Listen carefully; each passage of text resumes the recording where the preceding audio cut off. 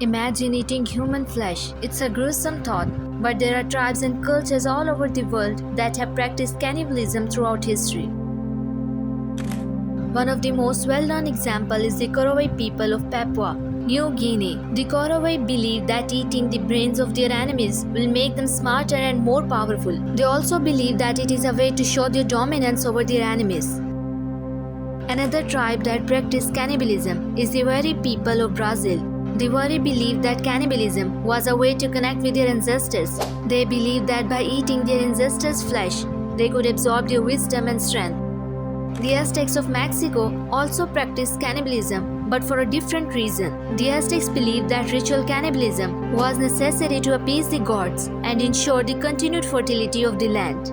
They would often sacrifice humans and then eat their flesh as part of their religious ceremonies.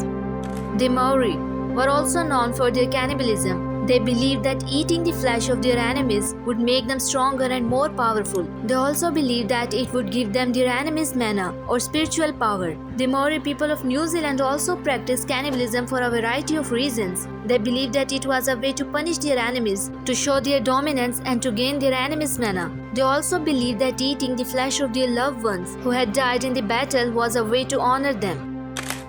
The Tupinamba people of Brazil had a very different belief about cannibalism. They believed that eating the hearts of their enemies would give them courage. They believed that the heart was a seed of courage and that by eating it, they could absorb that courage. The Agori people of India are one of the few tribes that still practice cannibalism today. The Agori believe that by eating human flesh, they can break free from the cycle of reincarnation and achieve moksha. They believe that eating human flesh is a way to transcend the material world and achieve spiritual enlightenment.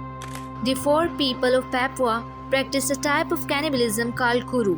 Kuru is a degenerative brain disease that is caused by eating the brains of infected people. The Four people believed that kuru was a way to pass on the wisdom and strength of their ancestors. However, kuru is a fatal disease and it eventually wiped out a large portion of the Four population.